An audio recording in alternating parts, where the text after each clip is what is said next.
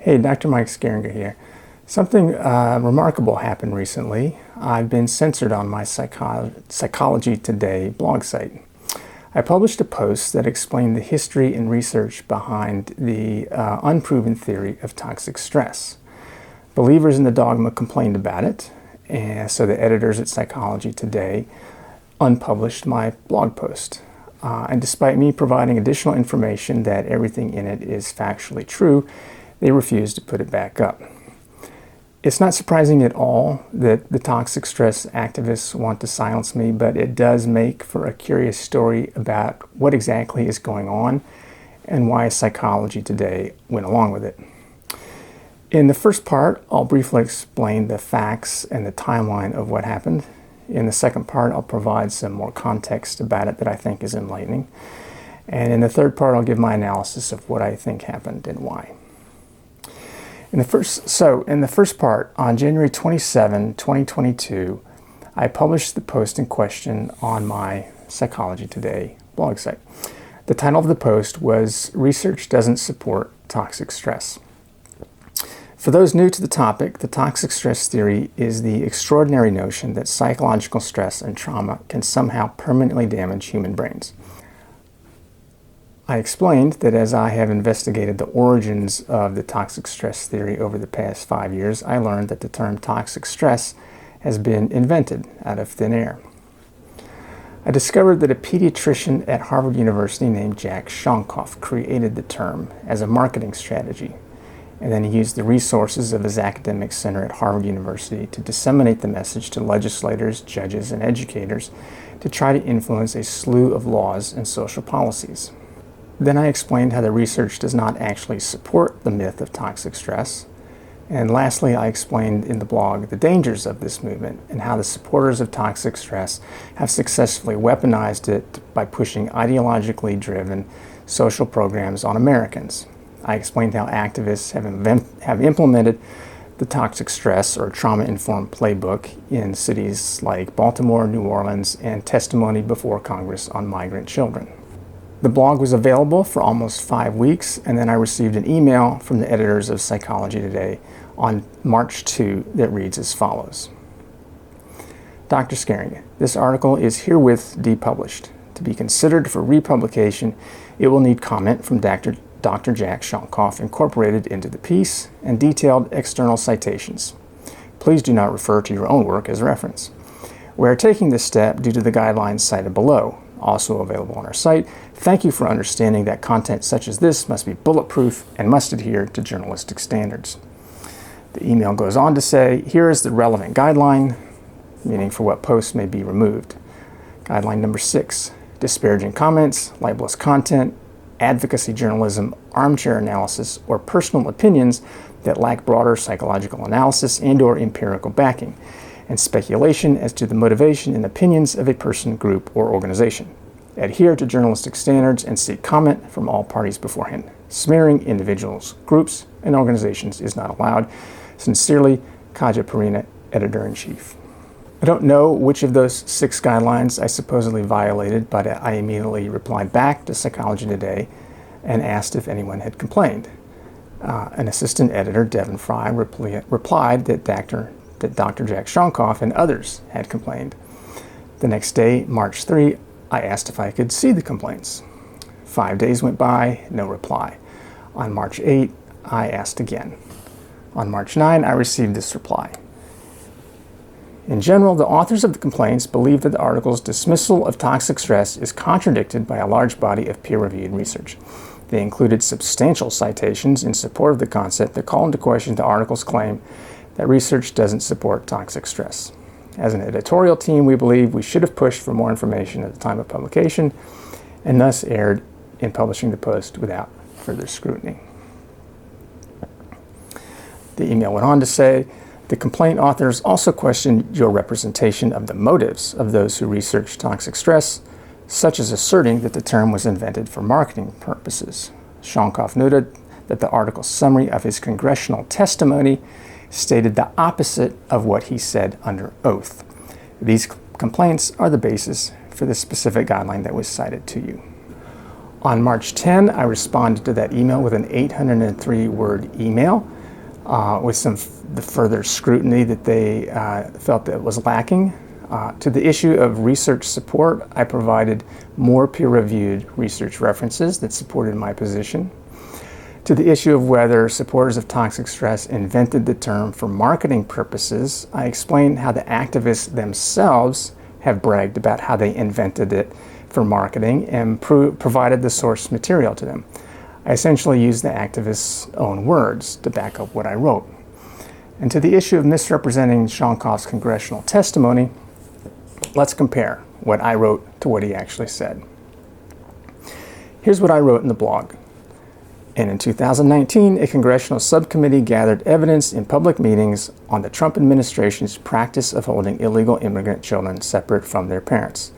Shonkoff and the American Psychiatric Association president testified against this policy by claiming that being temporarily separated from parents in an immigrant holding camp is toxic enough to permanently damage children's brains for the remainder of their lifetimes. Shonkoff's testimony is available to the public. Listen, judge for yourself.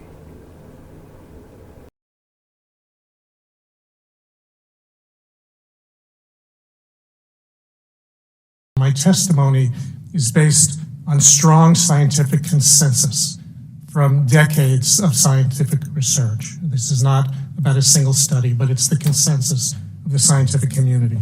Sudden forcible separation of children from their parents is deeply traumatic for both the child and the parent.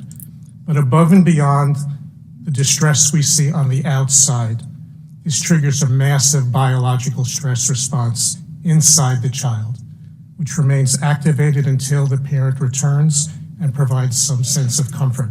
And the second concept is that high and persistent levels of stress activation, which is known as toxic stress, can disrupt the architecture of the developing brain and other biological systems, which I will say a little bit about in a moment, with serious negative impacts on learning, behavior, and lifelong physical and mental health, not just mental health. So what I want to do is conclude by sharing with you how these scientific principles that I've just described provide a powerful framework for understanding the damage caused by the current family separation policy. All children who were abruptly separated from familiar caregivers at the border experienced overwhelming stress. Will some survive without significant problems? The answer is yes. Will many be seriously impaired for the rest of their lives? The answer again is yes. Will many be seriously impaired for the rest of their lives? The answer is again yes. I fail to see any meaningful difference between what I wrote and what Dr. Shonkoff said. The tape proves it. Despite all this, on March 14, Psychology Today sent an email refusing to republish my blog.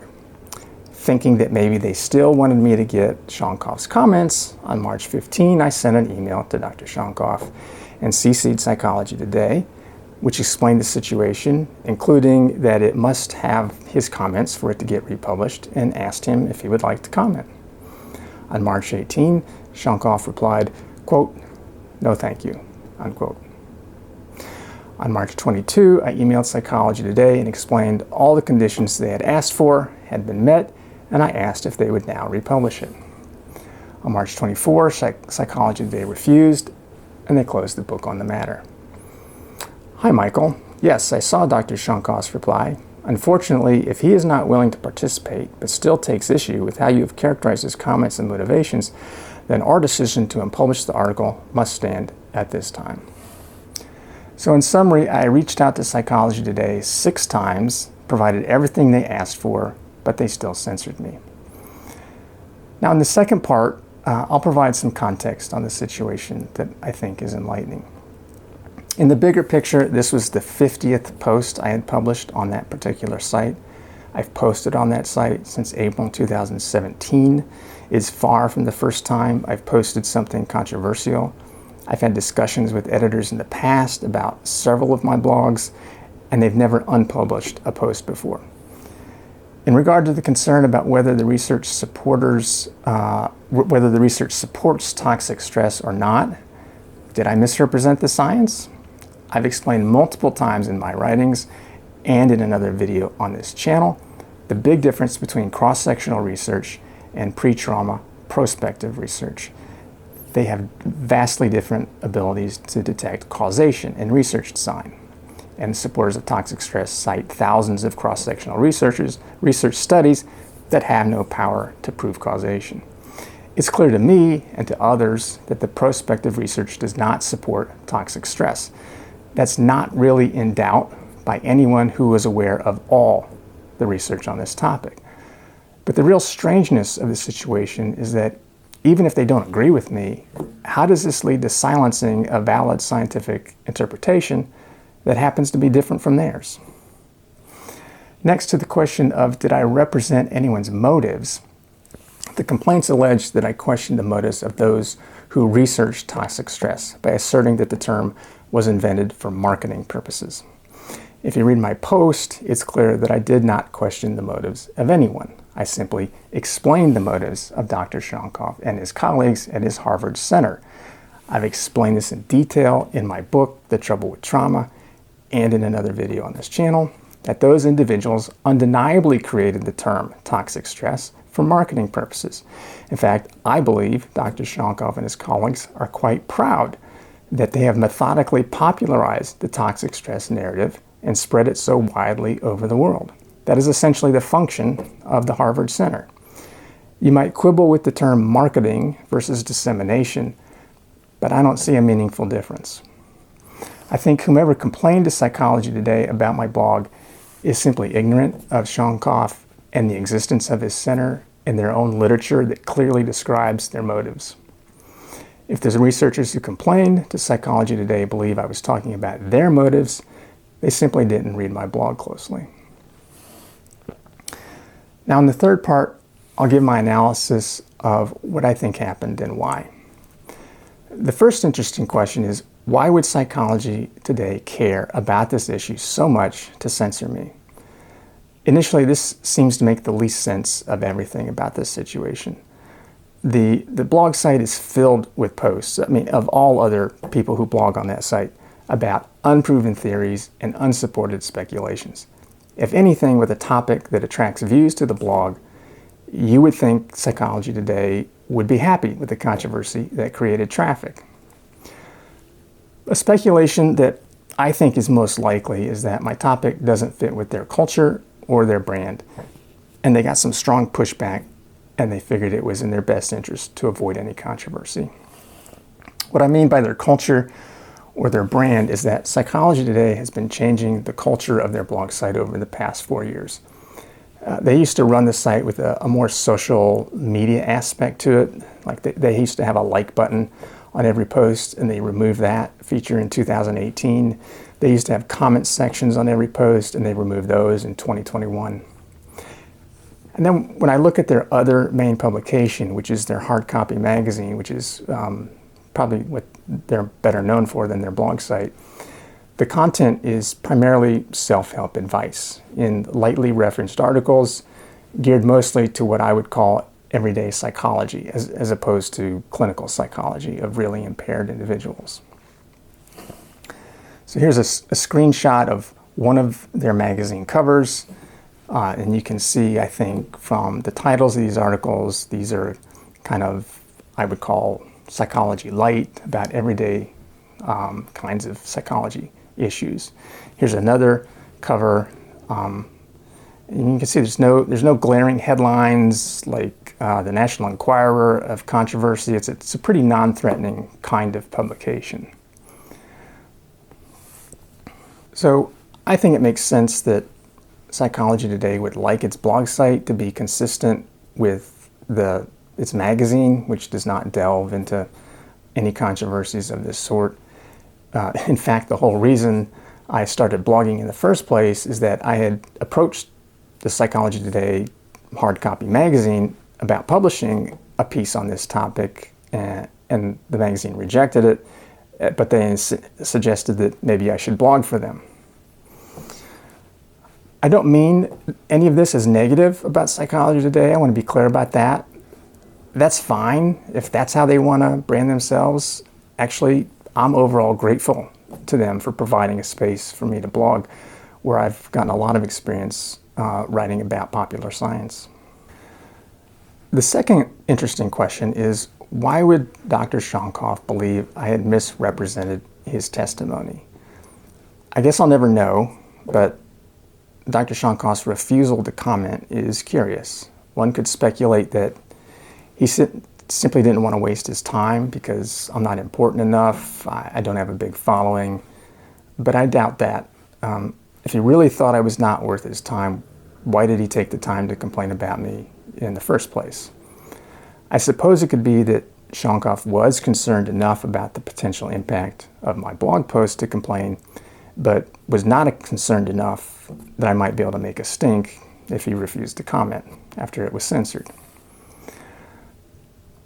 The final interesting question is, why would supporters of toxic stress spend their time to complain about me so strongly? Well, I don't think that's a very difficult question to answer. As I've made extremely clear in my writings, these activists have been pushing an ideologically driven agenda for the past 20 years, and they have a lot invested in toxic stress being true. I'm challenging their entire agenda, and lots of social policy programs are at stake in this debate. It seems pretty obvious that the supporters of toxic stress are trying to silence me, and their bully behavior worked with Psychology Today in this instance. Of course, I don't intend to let them win. If you think my voice should still be heard, do whatever you can to spread this video through your networks.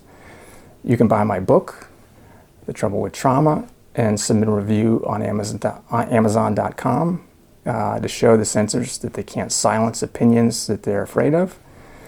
There's much more detail in that book about Dr. Shonkoff, his private center at Harvard, the whole background story on the invention of toxic stress, and the real research behind the myth of toxic stress.